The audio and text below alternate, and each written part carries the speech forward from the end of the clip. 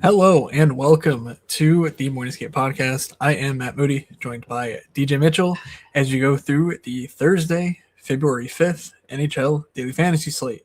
Let's get into things.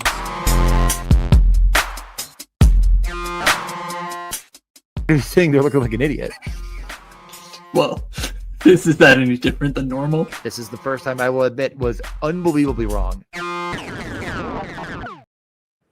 DJ, it was a crazy day in the NHL. How is your Wednesday going? And are you looking forward to Thursday night? Yeah, I will be live in person at the Sabres game, so that will be fun. Hopefully to watch winning teams win. We'll see, of course. They are coming off of a not so fun loss in overtime, which they probably should have lost in regulation, like all things considered, but then they almost won in regulation. It was a whole thing. I'm in a glass cage of emotion situation. But you know what? I'm excited to watch a game live, and I don't have to pay any money because it's for work, which gets into the fact that I'll probably be not so available, but I'm going to try to get bets in before I leave the office. It's going to be a bold. It's a tough life. My biggest client is a main sponsor of the U.S. Open, and they've yet to invite me to the U.S. Open. And that Are they aware that you would lose all your money betting on bad things, or what is it? I mean, I've been the de facto sports guy on the team since 2017, so presumably yes. So here's a question for everyone listening right now to think about. Yeah, it's a work-related thing. I mean, it's not like it's super duper serious. A lot of financial advisors and stuff. It's not like these people don't like to, have a beer and hang out. It's not like it's going to be formal. It's a Sabres game. But like, is it weird if I go buy a Tage Thompson USA hockey jersey? Or do you think that's like, they're going to be like, oh, this guy's kind of sick? Like, I don't know. I want one if it's there. Are these people who often go to Sabres games? Like, why wouldn't they want to go to the store with you? I mean, we'll probably be at the bar until puck drop. So I'll probably have to go during intermission. But like, yeah, I'm gonna. Yeah, that's what I'm thinking. Go to the like, store. oh, intermission. Who wants to go down to the store? And like that's always that's the excursion. Like, what else are you gonna do? Go sit in line for peanuts? Like, I don't know. I mean, I know. I know all of them, but like to varying degrees, like of working with them.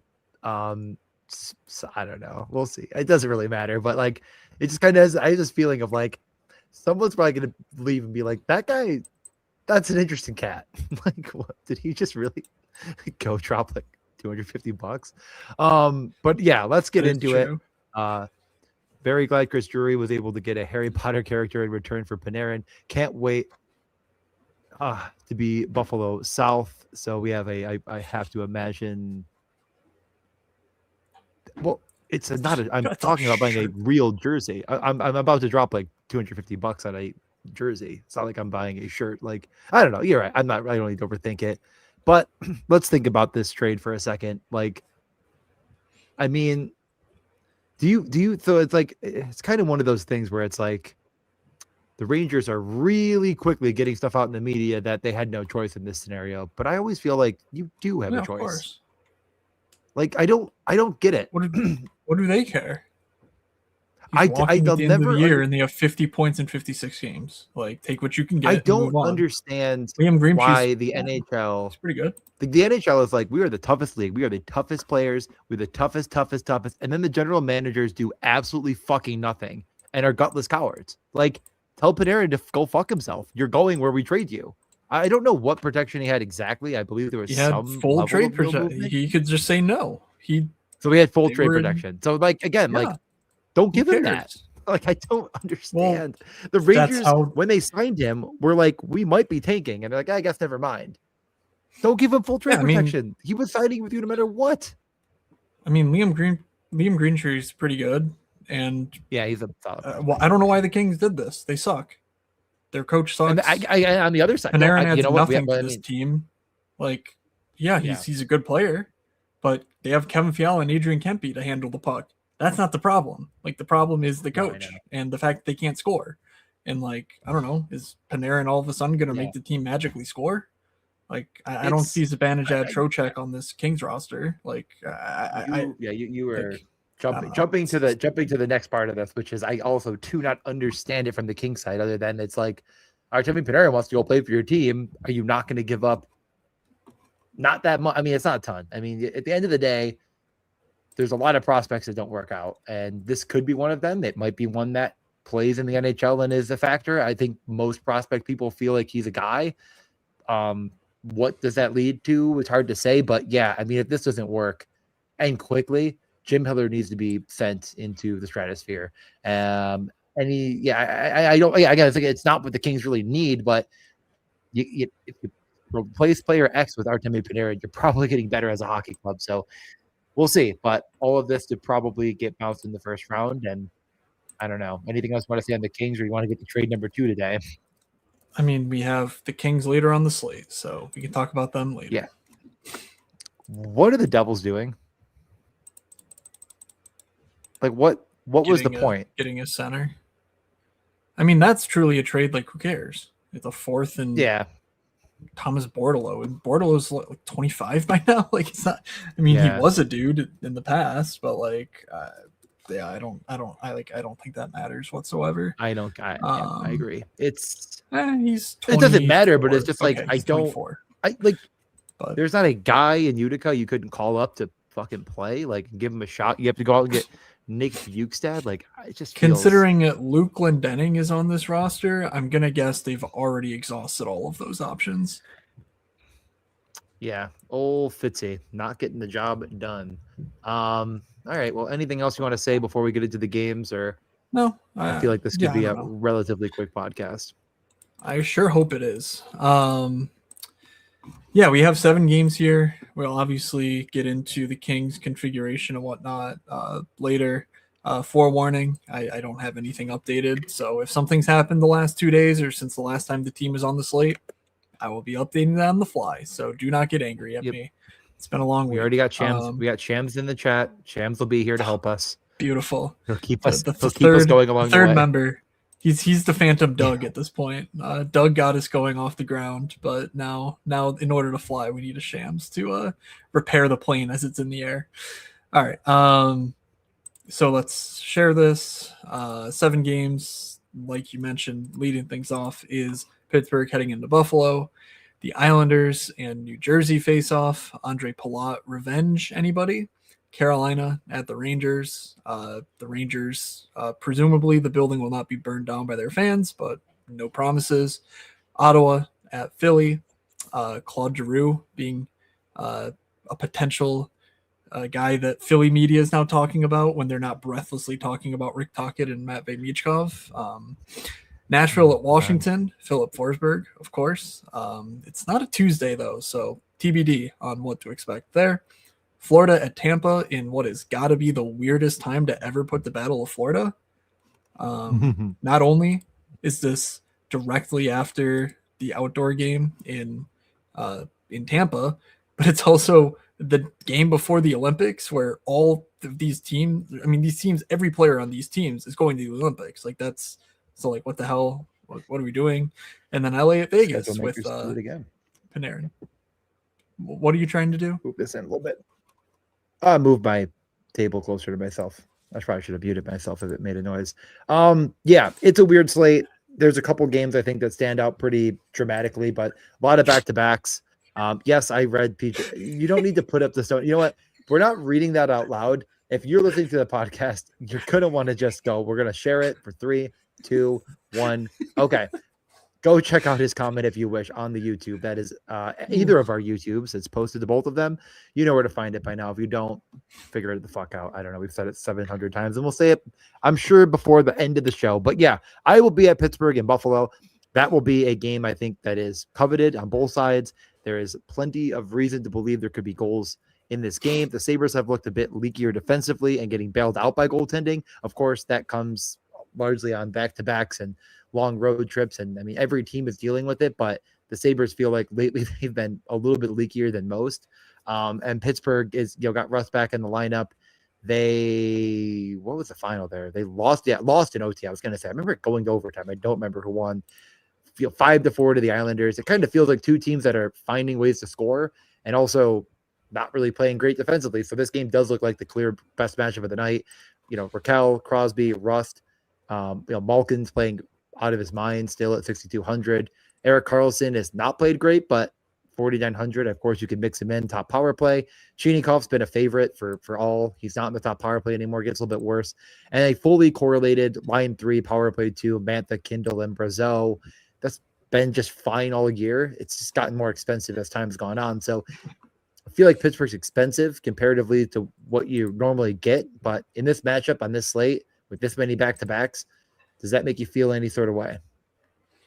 Someone in maybe it was Tart or someone in the Discord was talking about Mantha when he scored on Tuesday, and his run of form is pretty ridiculous. One, he has 41 points in 55 games on the year, which is crazy. He's a 20 goal scorer in 2026, so that's pretty fascinating. But lately, we're looking at just, 7 games or so. It's 14, 1.5, 22, 5, 26, 26, and 13. So he's been productive. That's third line role, yes, but the expecteds sort of match the price.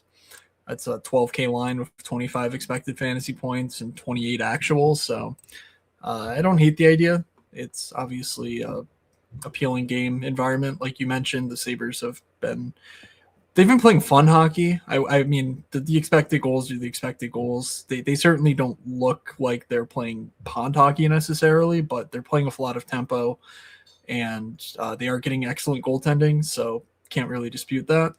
I still think I would just go to the top line if I really wanted to buy on this game. It's still fully correlated, 20K.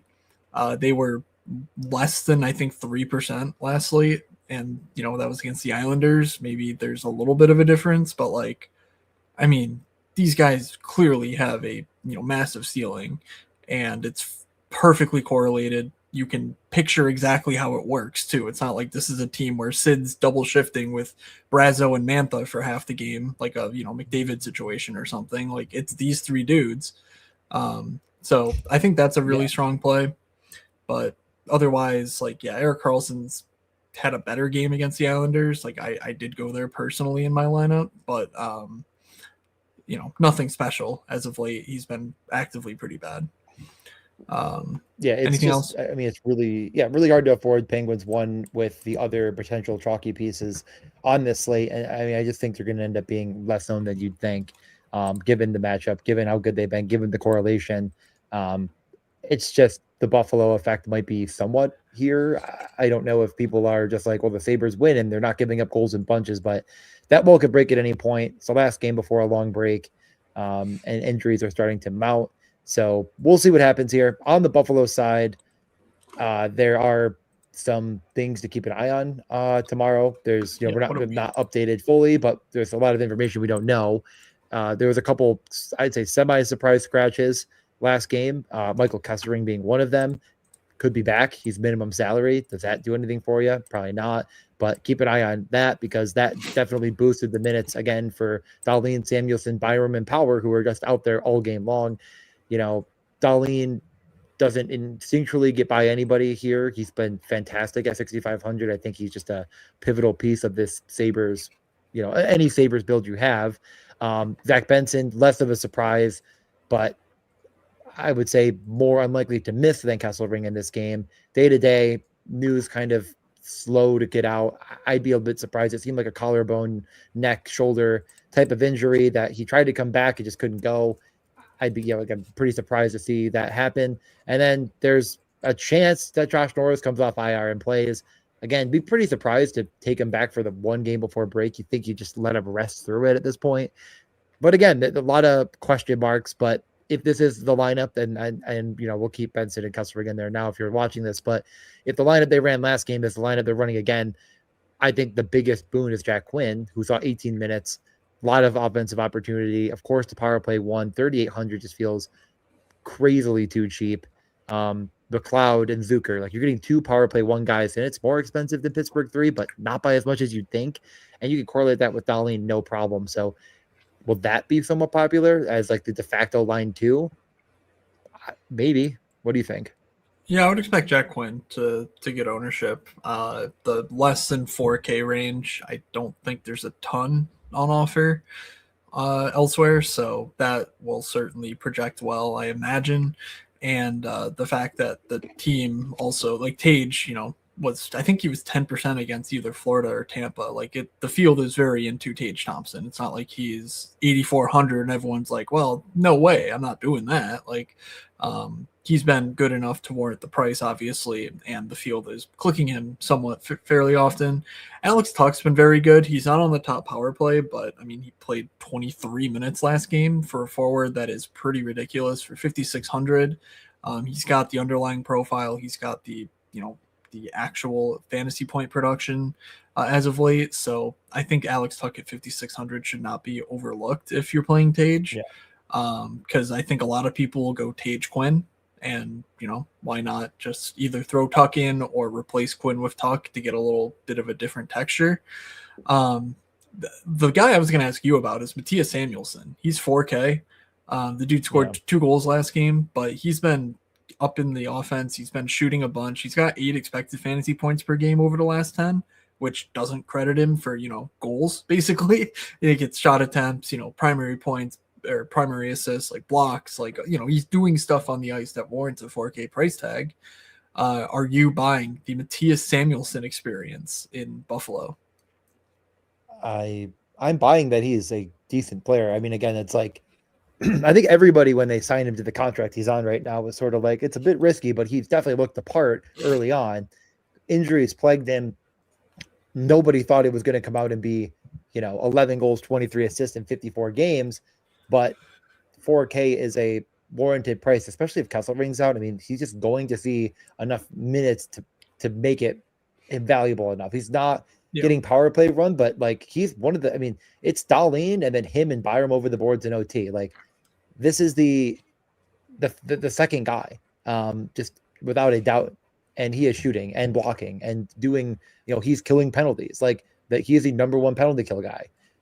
You can make an easy case to fit him in. I just think that I'm not getting that cute with it. I'd rather just find the money for Dahlin, but maybe both. I mean, that's not even the dumbest idea I think you could have. Like Dahlin and him are glued at 5-on-5, more or less. I mean, but like Dahlin, I mean, they could play with anybody for a short stint, but like both Samuelsson goals, Dahlin was on the ice for. So, all right. I think that's enough Sabres discussion.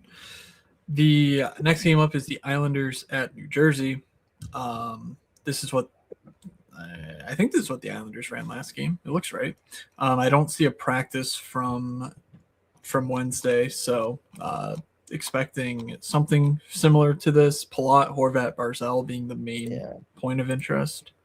Are you looking at something? No, Palat just played a lot less minutes than Horvat and Barzal, and like big surprise. I think some run with Horvat and Barzal. I was trying to look at the line chart, and then my eye was itching. Yeah, this all looks right. So anyway, Palat, Horvat, Barzal. To the top line. It looks like actually in the third. Let's just say Heineman, Druin, Holmstrom, Lee, Pasho, Duclair, McLean, Zizekas. Actually, Duclair either got benched or hurt, so we could see another guy come in. I do think that Horvat, Barzal are overpriced still. They had great games against Pittsburgh, so that recency bias could weigh in, but they are a combined 13.5K. And over their last 10, they have a combined 17.4 expected fantasy points. That is nowhere near good enough. And the actuals are only slightly better at 20. This team hasn't scored much. Hard for me to watch that game against Pittsburgh and say that wasn't just Stu Skinner having a fucking god awful game. Like I truly don't know what is in his head sometimes. He does this all the time. It's the Edmonton thing. 80% of the time he was a good NHL goalie. It's not like he was average. He was good, but it was the 20% that he's so bad that it just is unsurvivable. And I think that's what the Islanders ran into last game. Otherwise, they've been playing pretty poorly. So I'm not a big fan of this game, but anything from you on the Islanders side? I'm somewhat. I think it, like, again, if they go to the Holmstrom on the top line, I just think he's stickier than Palat as far as getting run. Like, that's the third most used forward. Power play one as well, kills penalties. If that is what it is, I might throw him in, but I probably just leave. If I'm playing them, it's just Horvat, Barzal, Schaefer. Like, I'm not getting cute here.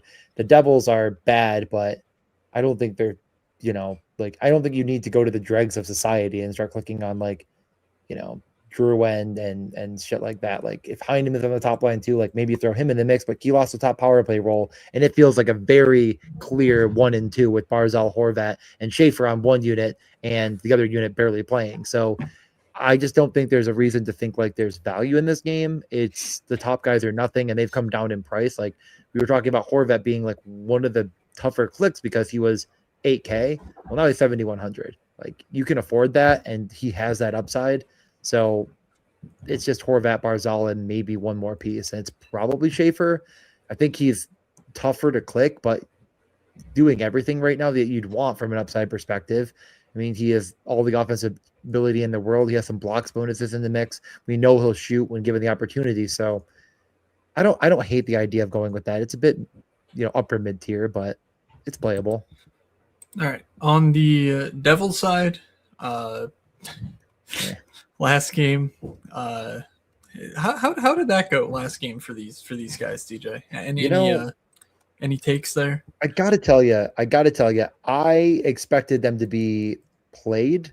I did not expect them to be 20%. And it just is the same story every fucking time. You play, you watch Dougie Hamilton put a bunch of fucking weak wristers on the goalie. You watch, everything Timo Meier tries to do not work. And you watch a bunch of guys that are bad at hockey continue to be bad at hockey. And like, I don't know. There's just no fixing this team. It's just a bad team that stinks. They're a stinky team that stinks, and they can't score. Timo, 5 shots on goal. Connor Brown. What if I told you time on ice? Nick Bjugstad in the mix now. Over Tipsikoff revenge narrative? Good point. Yeah, I don't know, man. You're really going to do that? I don't know. Hopefully Glendening, because that guy unplayable nonsense. But I don't know. I mean, the thing about this team is it's not even like there's an option to get, I don't know, crazy, because the most expensive player is Nico Hischier, who you don't need to click on at 6,100. Timo Meier has the upside that you're looking for. Yeah. Glass has been very good, but not getting any power play run for God knows what reason. They're like, we got to be playing with actually made up players over him on the second power play, because who fucking knows? They somehow they lost 3-0 the third period goals, and Glass played with Timo and Connor Brown, and Glass was even, and these two were -2. So, because they decided it was Nico Hischier time and not Glass anymore, because obviously, and it didn't work. Shocker. I think the funniest part about this is the fact that they wouldn't trade Dawson Mercer to get Quinn Hughes, and Dawson Mercer played 12 minutes. Didn't get power play run. I mean, just dire fucking straits. And like, awesome. The thing about this Devils team, really, but why I'm probably not playing the Islanders, is like, they're good defensively. Like, they're not even that bad. They have, Dougie, Pesci, Nemec, Dylan, Siegenthaler, and Kolfasevich. Like, they're fine defensively. The goaltending is who gives a shit, whatever. They just can't score. Like, this game is going to be boring. It's going to stink. I'm not going back to the well here on the Devils, but I understand that Connor Brown at 3,500 and Timo Meier at 5,700 and, Glass at 3.33 and Dougie Hamilton shooting, I don't know now, of the last 5 games, 10.2 shot attempts per game is intriguing, but expected fantasy points need to, at any point in time, lead to real fantasy points for you to win any money. So let me write that down. I don't know, man. Yeah, I'd write it down. Fuck me, right. Fuck the Devils, man. All I gotta say. Well said. Carolina heads into MSG. The Fire Drury chants are going to be insane. I very much look forward to this game just from a pure spectacle standpoint. Carolina, anti-Carolina'd against Ottawa, where Ottawa sort of Carolina'd. I think Carolina scored 4 goals on 18 shots. Ottawa controlled play for the majority of that game on a back-to-back on the road. Yet Carolina pulled it off thanks to Jordan Staal and I think Aho maybe scored twice, or someone on the top line did. In any case, Carolina has very clear power play one interesting players, I guess I should say. And if I'm going to play dudes who have lackluster expected fantasy point numbers like Horvat, Barzal, I do think I'm going Aho, Svechnikov, Jarvis, even though it's obviously going to be more owned than that trio or that duo at the very least. I think I touted Svechnikov and he was like the guy who didn't get there or something. So shout out to me for that. But Jordan Staal scored on a breakaway. That was one of the funniest things. It was one of the most confusing things actually for a minute, because it was like a normal dump out the center ice, and then all of a sudden Jordan Staal is walking in on a breakaway the other way. Because everyone decided to change at the exact same time in the third period of a tie game. Yes, I played James Reimer, and no, I did not live to tell the tale. But it's okay. My team was dog shit anyway.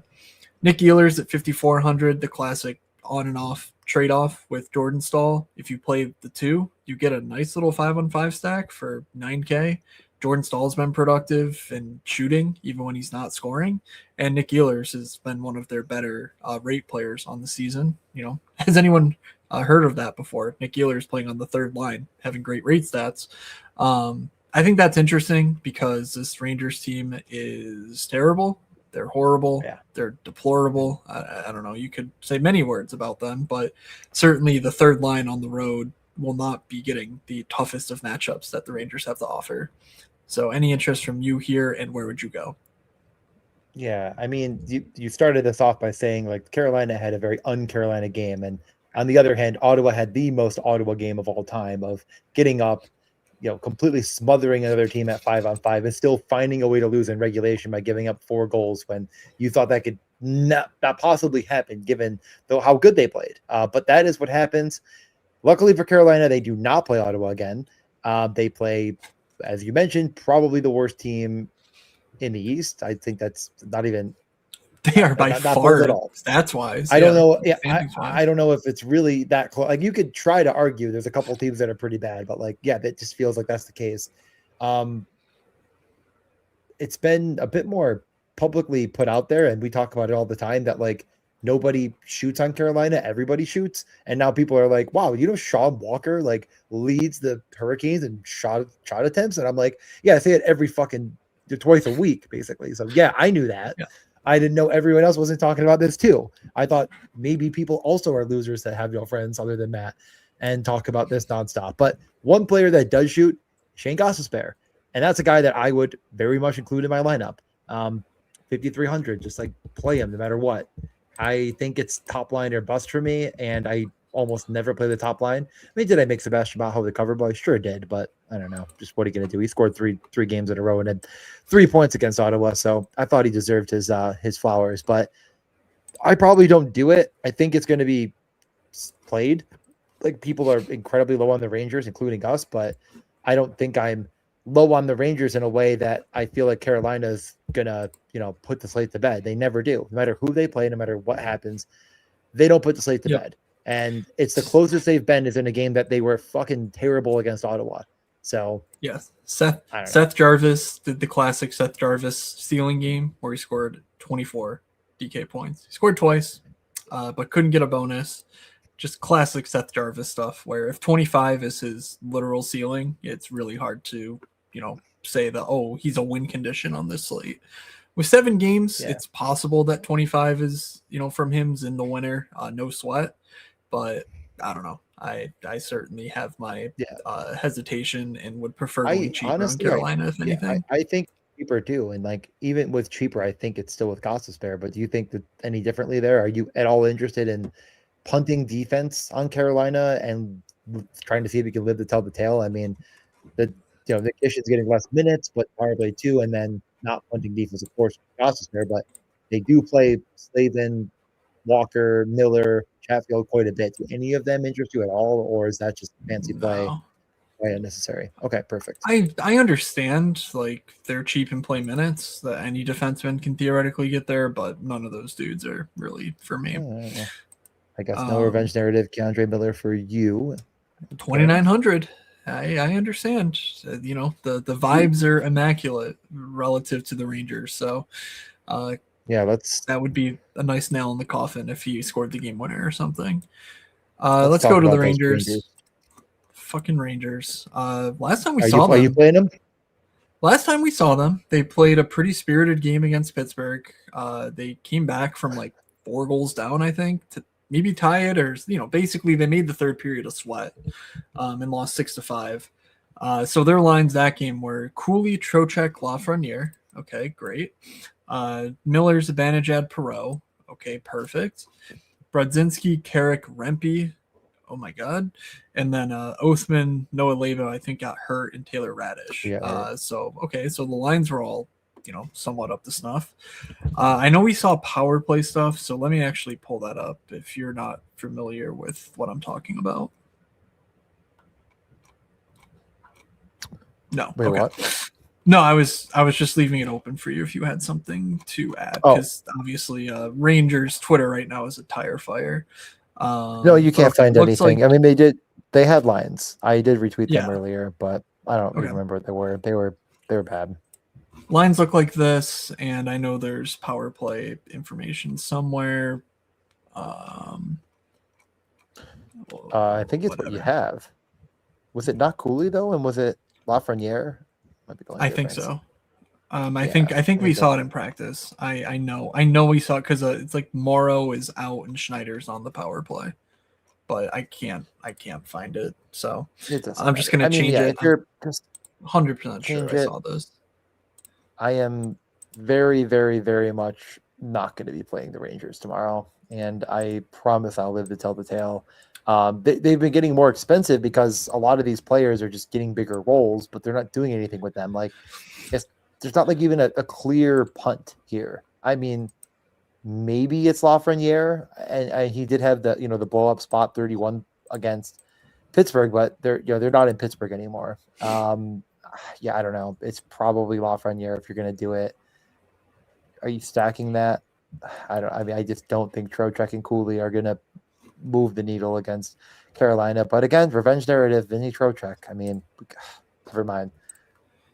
I'm back. Okay, hear me out. What if Jacob Slavin wants his American counterparts to have some confidence going into the Olympics, and he says, "Hey guys, take a dive for me here." Could be. It's possible. Okay. Yeah, I do not like this Rangers side. They're playing against quite a tough defensive opponent with Carolina at largely full health, and I do not see anybody here that's going to break the slate.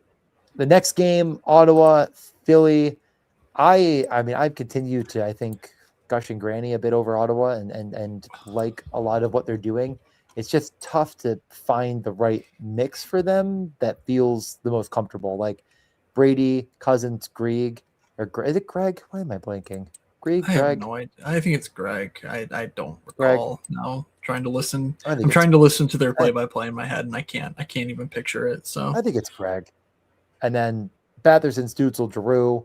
Giroux's the revenge narrative. Some nights it feels like the Batherson, Stützle, Giroux is just clicking on all cylinders to clear number one. It's everything you want and more. Some nights it feels like how could you not play Brady Tkachuk? He had 9 shot attempts, stuffs one through the goalie's pads because he's just standing there in front of the net, and Dylan Cousins is also doing the shooting thing. All of it sort of quarterbacked by Jake Sanderson, who 6,100 is a play. I mean, he's a guy that shoots and blocks and plays a million minutes, and you can do whatever you want with. But I worry that, I think Philly is just kind of decent as well, and that these prices are not great. Like, it's not cheap enough in Ottawa for me to really want to sink my teeth into anything, but could you convince me otherwise? I mean, I think it's Brady or nothing in DFS. But what do you think? Yeah, the the shot attempt pace in this game looks rather rough. But that's been the case with a lot of Ottawa games because of the style they play with. And I wouldn't necessarily say that that Philly is like a tremendously difficult matchup. Brady Tkachuk is 7,500 does feel like an almost mispricing. There's a few guys in that range on this slate who are interesting to me, but I honestly think Brady might stand out above them. Just at a glance, we're talking Forsberg at 74, Mark Stone 72, Reinhart 7, Hagel 79, and then at center we have Horvat and Aho in the 7Ks. Yossi at 73 at defense, and Brady Tkachuk feels like a better fantasy asset than almost all of them. We'll talk about Nashville in a minute. I like those guys a whole hell of a lot personally, but I think it's inarguable that Brady Tkachuk's a better fantasy asset, pound for pound than either of those guys, and they're all the same price. So I think Tkachuk's pretty interesting with that in mind. Yeah. I'm almost thinking a Stützle Tkachuk just alphas, mini stack, and just these are where the goals will come from. I don't want to play Greg, Cousins, Batherson, Giroux, roulette. I'm keeping that in mind because I do feel like that Brady piece is something to build around. Yeah, I agree. I really like that singular play, and I honestly think you could just one-off it as well. So, all right, let's talk about Philly quick. I mean, Philly has interesting lines. They're not what you had on the screen right now.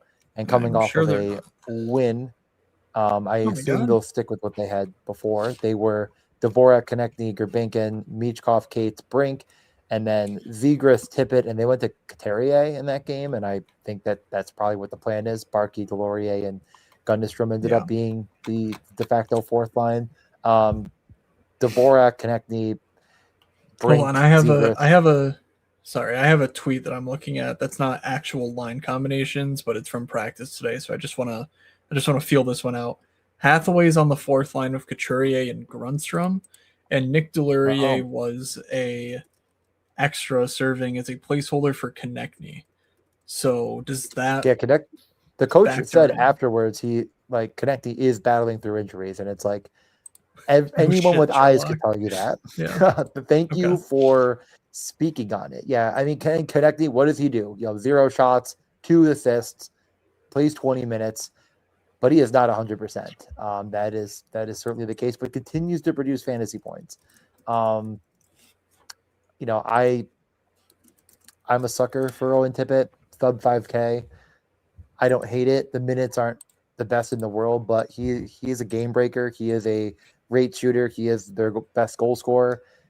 All that being said, I'm not touching Philly against Ottawa, and I think I'll live to tell the tale. These first 4 games, I'm really not that. This is the worst of the games, and a spot that I'm probably the least interested in, other than maybe the Rangers. Yeah, I mean the bullying of Tocchet resulted in 16 minutes for Michkov. Have to imagine that part of Danny Briere stepping in before the game and trying to, quell things was because the front office realizes that this is untenable and that the fans are going to have an open revolt against Tocchet if that doesn't change quick. So Michkov at 4,100 is fairly interesting if you're talking about a player who doesn't need volume to generate offense against Ottawa. Like Michkov certainly has the skill to take advantage of any chances that he gets. So playing with Noah Cates is a bit rough. Cates has been in a huge slump offensively, but Bobby Brink is fine. And so I certainly don't think I'm playing Michkov, but if I'm playing Ottawa and I want to make it a game stack of sorts, I think Michkov is comparable to, Batherson, Giroux, Greg type for a similar price. Obviously he's a bit less expensive than Drake Batherson. 1,000 less specifically if you're not staring at salaries and have them downloaded into your brain at this point. Otherwise, nothing on defense is remotely interesting. Cam York's been priced up for his recent run of form, and I don't necessarily think that's sustainable. And Jamie Drysdale's 3,700. And while I like the player, I would want Michkov to be on the top power play unit for me to really take it seriously. So I want to get to Nashville. Anything else you have to say about Philly? Let's get to Nashville. All right, Nashville at Washington by the Rainbow chart looks like one of the games of the year. Yes. A 6.9 expected goals pace between these two teams. Nice. They're just giving it up defensively. They're generating a ton offensively. The shot attempts are high, and they're actually scoring as well. Especially Nashville's allowing some goals as of late because UC Saros is crumbling under the pressure of facing a million shots a game. So obviously Nashville is playing in a few minutes here, and then they travel. So we're not 100% certain what their lineup will look like. So take this with a huge grain of salt. I think Marchessault worked in officially to the top 6, but just note that Nashville does rotate their top 7 forwards a ton. So I do really think that Nashville is a great spot to get, a couple pieces, 3 pieces, including Roman Josi or something like that, to just build around the best plays, basically. So I think that I'm fairly into Nashville. I slightly prefer the Washington side, but anyone on Nashville stand out to you? Because I think I can make a case for any guy you don't mention.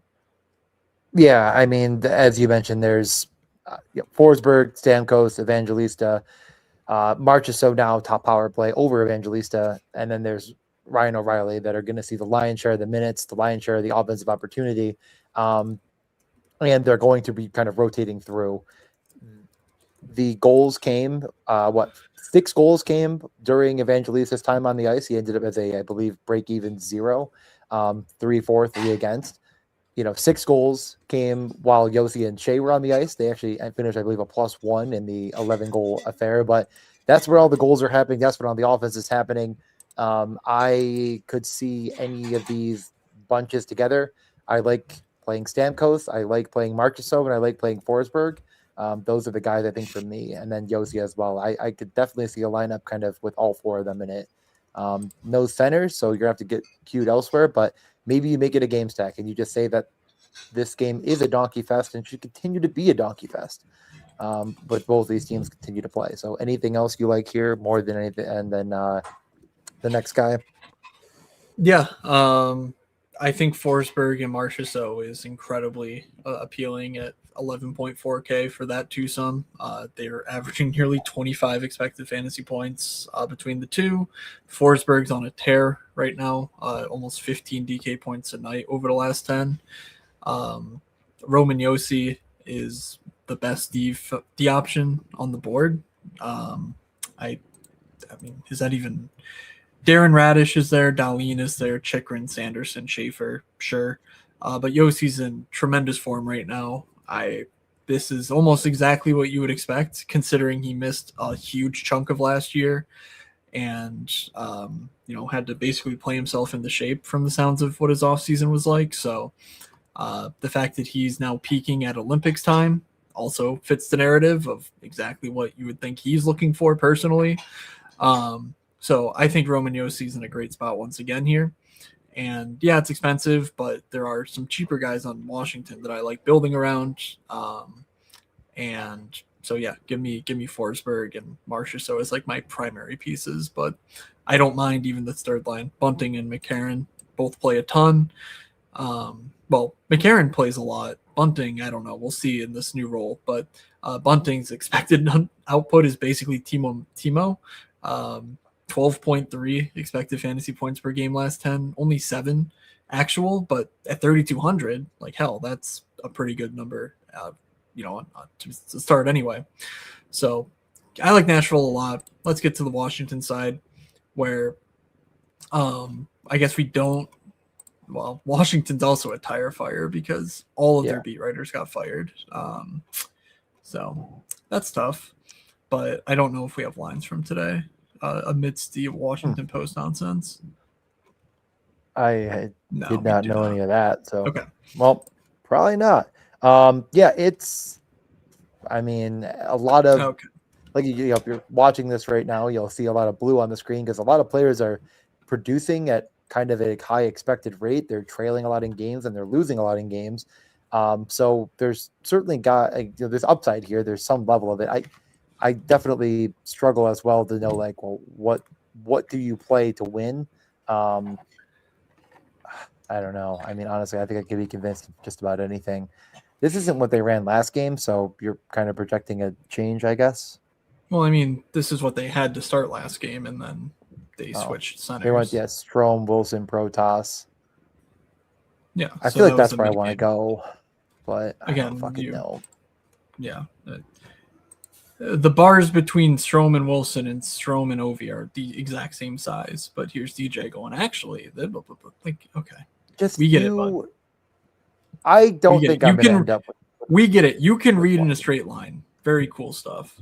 Barely. Okay. I like the Nashville side more, so I don't know how I'm fitting Washington exactly. Justin Sordiff continues to produce.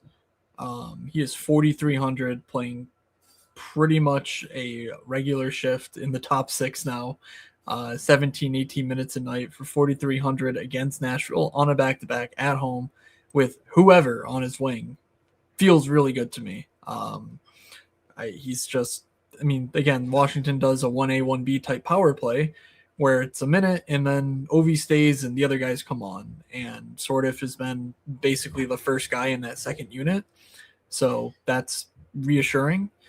Strome is fine also at center, 5,800. Like, I'd prefer saving 1,500 though. So if Sordiff is playing with Ovi, that sort of answers my question of like what to do, because Tom Wilson's honestly been their least like reliable forward as of late. He's just not really shooting much. And it's hard to know whether that's injury or what. So if it is Sordiff and Ovi, that's for sure my first spot that I'm basically checking when I'm building my lineup. And then if it's Protas and Wilson, I actually do like Protas a whole lot. Like, Protas has been awesome, and no power play time is really tough. But again, this line combination has been so dominant that Protas is still producing at 5-on-5, and now he's shooting lately. He's taking the puck, lugging into the zone, and actually firing pucks on net, and kills penalties and everything else. So empty net, like all that stuff is in the cards for Protas. And so building around Justin Sordiff was not something that I thought I would be doing in October. But here we are. The Caps have done it again. They've done everything but win games, that's for sure. And it is Nashville on a back-to-back against, on the road. Wait, are they going from... They got to be in Nashville, I guess. There's no way they're in Minnesota going to Washington, right?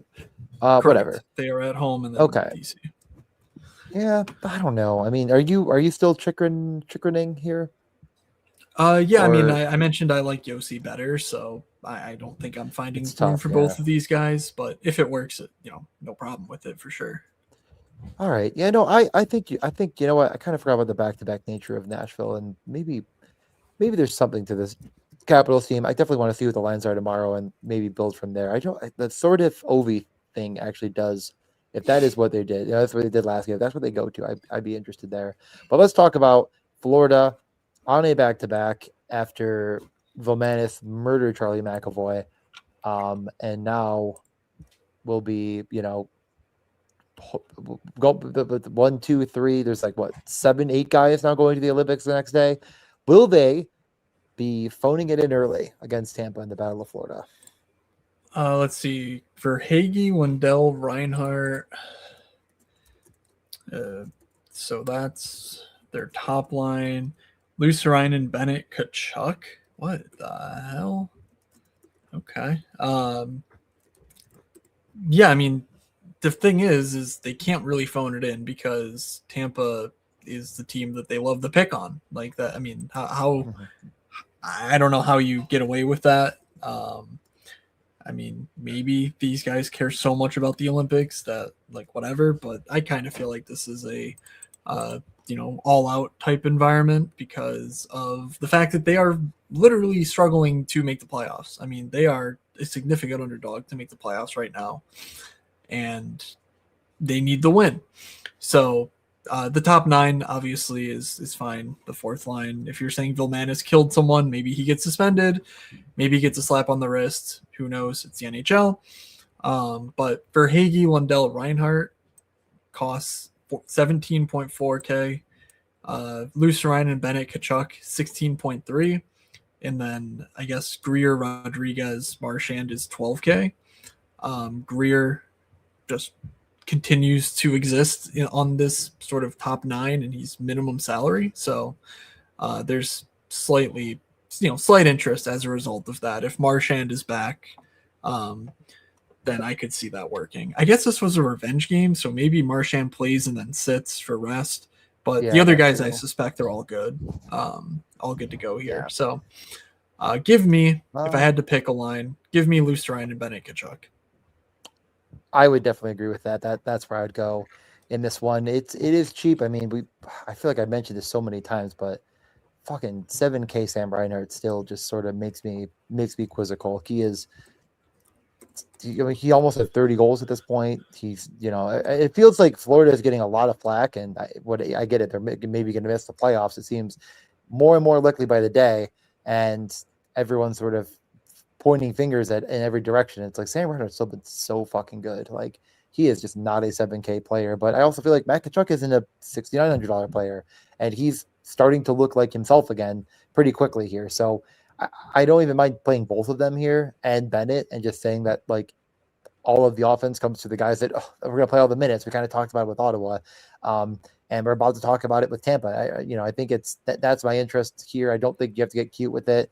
Verhaeghe's shooting, but not on either power play. Like, who really cares? Bolinskis is finally scored a goal on the power play and is whatever. But I think Tampa's very clearly the more interesting side of this coin. If you're down to move on over. Yep. All right. Tampa side. Let's see any updates on any of their hurt guys in Tampa. I found it reassuring that Victor Hedman played like basically a full shift. So it seems like that outdoor game was a test run, and now he's good to go. All right. I don't see. Okay. Cirelli and Nick Paul are out till after the break. So yeah, this top line. Is there anyone else outside of the top line and Darren Radish that is remotely in play? I mean, if you squint hard enough, you could make a case for Bjorkstrand. They said it last night on the broadcast. He has 9 goals on the year. How many of them came on the power play? 6. 8. Not quite 6. That doesn't leave many remaining that have not come on the power play. Yeah, the top line played a bazillion minutes. They shot 4,000 pucks, and they did all of the damage. The only other player, as I mentioned, that did anything with Bjorkstrand on the power play from the guys on the top line, and Darren Radish. Darren Radish continues to be Evan Bouchard-esque and is priced somewhat accordingly. He is what Evan Bouchard aspires to be. Did you see the stat on the broadcast at one point where it was like number of 90-mile-an-hour shots? 98, yeah. And he's at like 90, and Bouchard's at like 35 in second. Yeah, crazy. He's. I mean, you watch them with the empty net, and it's like, who did they want to get the puck to shoot? It was not even a question. It was Darren Radish. It was like every single play they were trying to set up was to feed Darren Radish at the point. Like, this was the thesis of last year. Last year, Stamkos leaves, and they're like, hey, we're going to put Radish on that power play wing. And we're all like, what the hell? Like, and then he misses every single one-timer. He can't do shit. And now this year, it's like, hey, to score on the power play. And so many times. Never did. So many fucking times. That and Lindy Ruff to win to Jack Adams, pair that together, and you would have been my god. That's so sickening. Yeah. I also will say that I said something either before the podcast or during the podcast last time, but I asked Matt, who is the player in Underdog that has scored the most points that is 0% drafted? I mean, it just has to be Darren Radish. If you have a Darren Radish share, please. Send us. There's just no fucking way.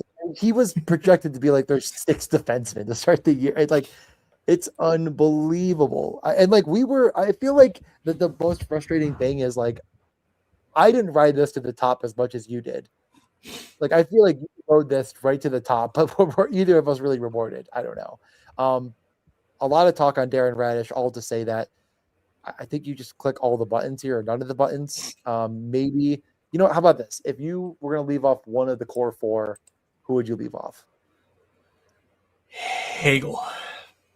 Yeah, I think doesn't feel great, Hagel. but yeah, 7,900 Hagel is just really getting to. It's about where I get off the ride, I think. Yeah, you got to jump up at some point. It feels bad, but I just can't. No. There's no way tomorrow I'm going to click on Hagel over Brady Tkachuk. It's not going to happen. Okay, and to answer my own question, there is absolutely nobody outside of that top line that I'm even remotely considering for my lineups. Right. I know they're all cheap. They will play 16 minutes. It just doesn't matter. Honestly, I think the answer is, like, if gun to head, it's not even Bjorkstrand, it's Yanni Gord, because he's going to play a lot at 3K, and he's going to take faceoffs because Gensel can't take faceoffs. So, like, you're going to see 20 plus minutes of Yanni Gord, and he's going to be on the ice with the top line sometimes. So, like, that's the answer, but it's bad, and you don't have to do it anyways. All right. Tim, thanks for hanging out in the chat. There will be Olympic DFS. We don't know what it looks like or how big it will be or whatever, but at least that's what my rep told me like a month ago. So we are expecting there to be DFS, and obviously there should be props and betting and whatnot. So we'll talk more about that next week. We're going to do a Monday show covering the Olympics, but I'll get to that at the end of the podcast. And I've also mentioned it a few times now at this point. We have one more game, and then we will wrap things up. LA heads into Vegas. Is there reporting that confirms Panarin will be joining the team in Vegas, or is this like a after the break type thing? That is the real question. Anybody in the chat? I have no fucking idea.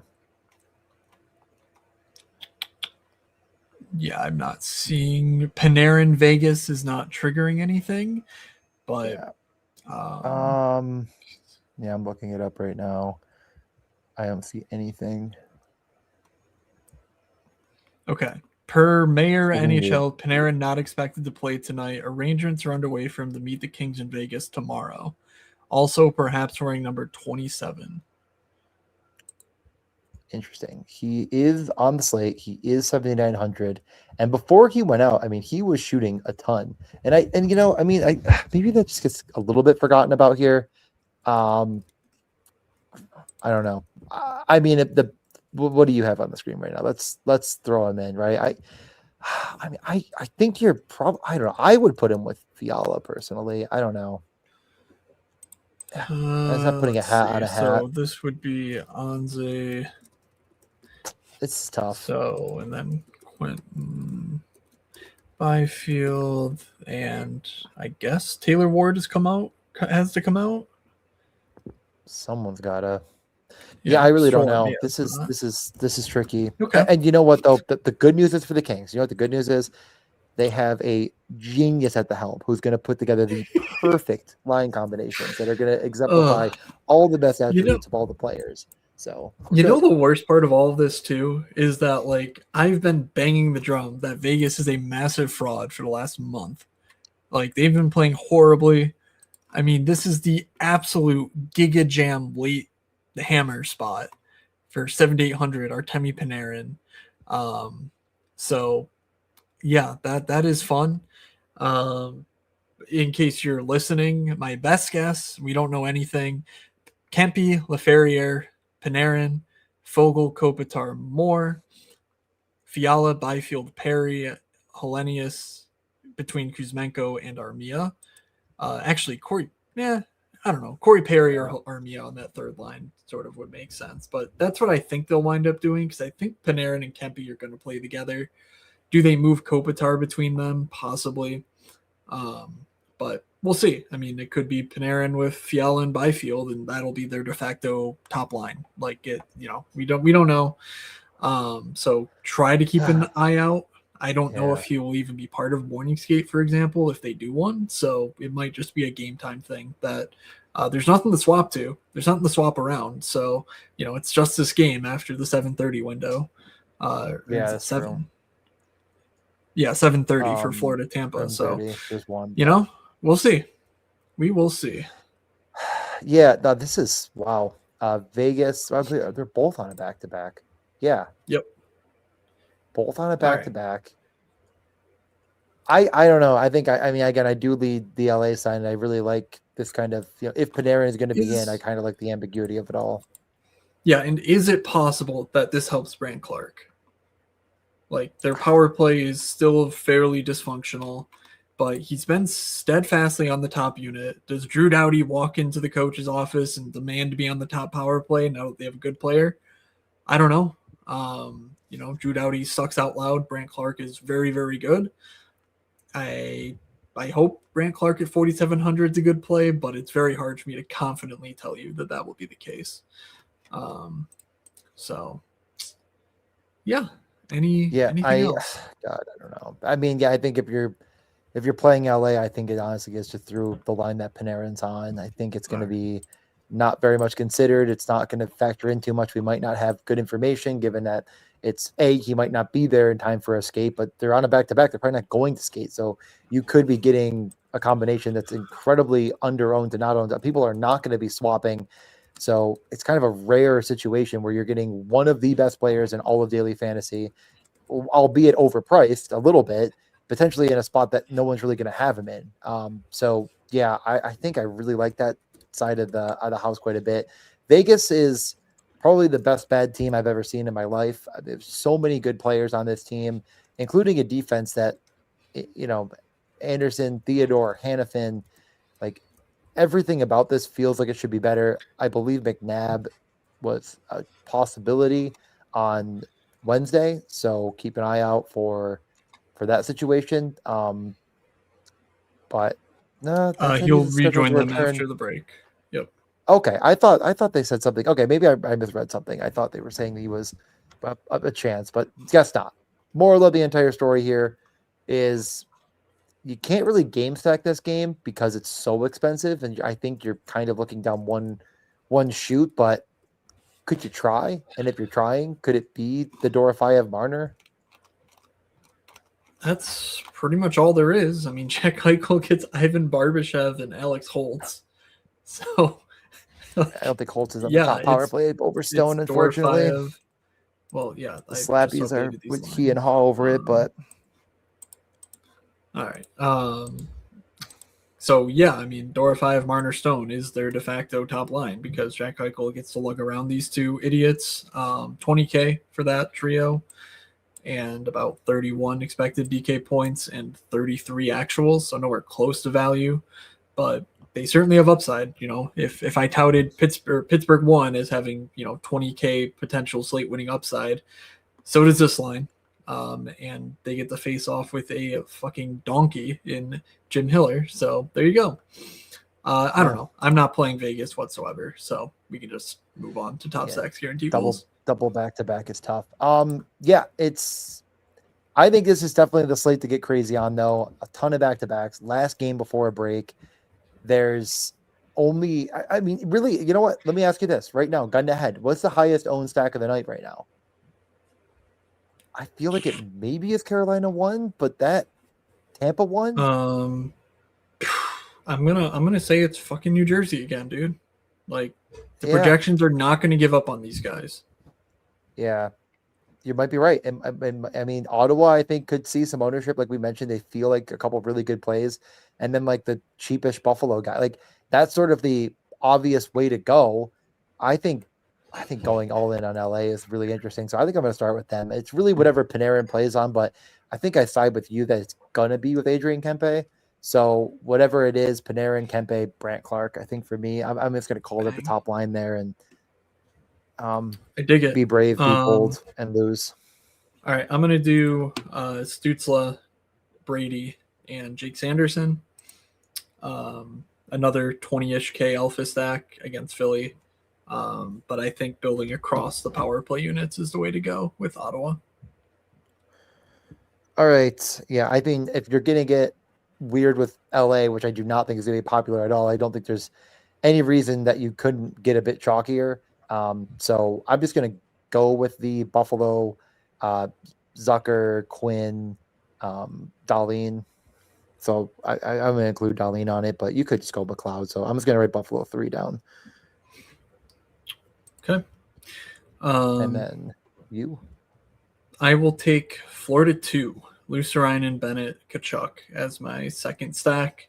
Sam Bennett, newly rejuvenated, having gotten his Olympic spot, but also these games are a penalty fest, and Bennett, Kachuk are the correlated power play one pieces, assuming Marchand's on the top unit. Now, if Marchand misses and Verhaeghe, Reinhart, Lindell is the line, I would expect one of those two to be on the top power play, so it might be a moot point. But for now, give me Bennett, Kachuk, and then I like Luostarinen, so 2,900 for him is just an obvious addition for me because I like the player. Okay, last time out, I feel like we had really good goal bets, and only one of them hit. You had I was it Sword have scored. I don't remember actually. I don't think Sword have scored, right? Not a clue.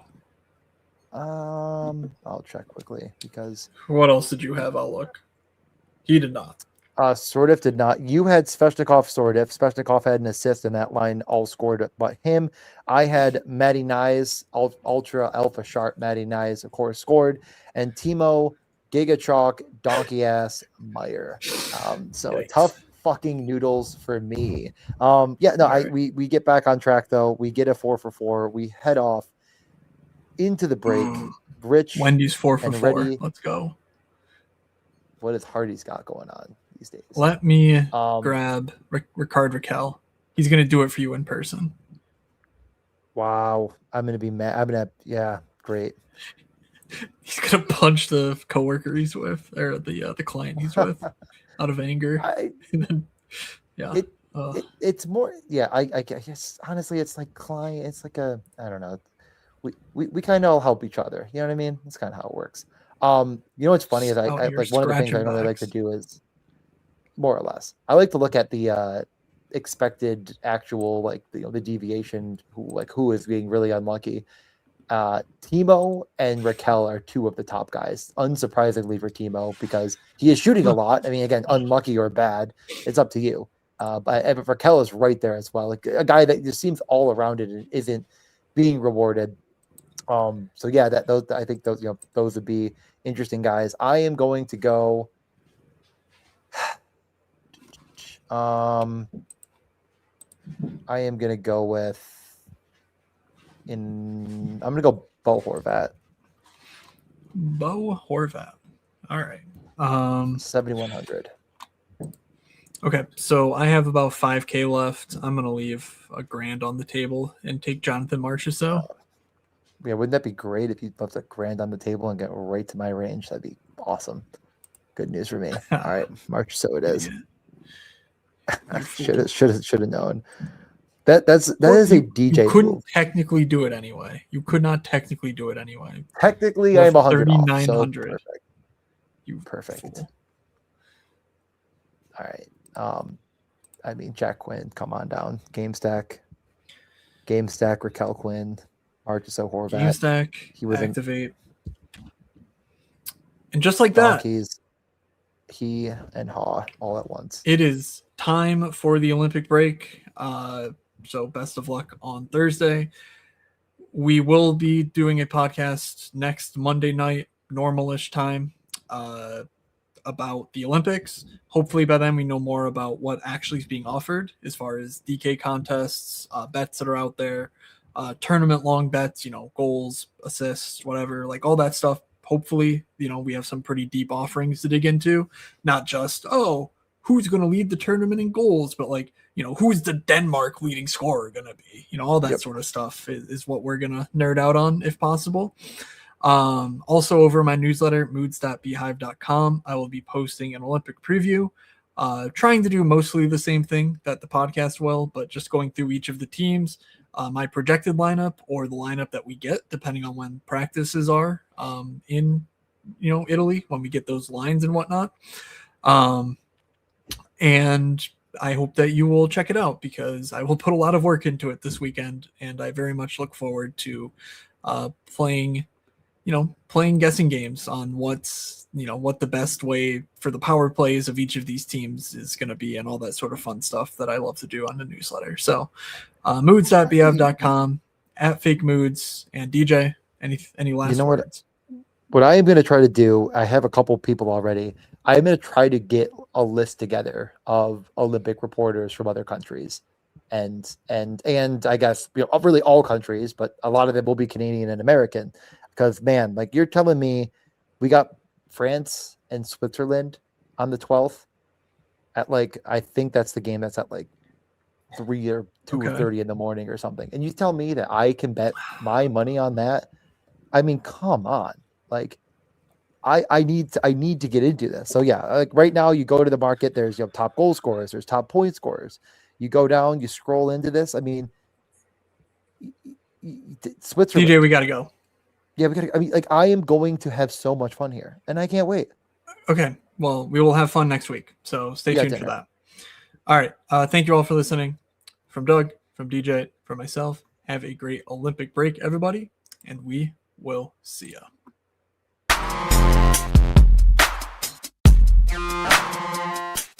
You're saying they're looking like an idiot. Well, is that any different than normal? This is the first time I will admit was unbelievably wrong.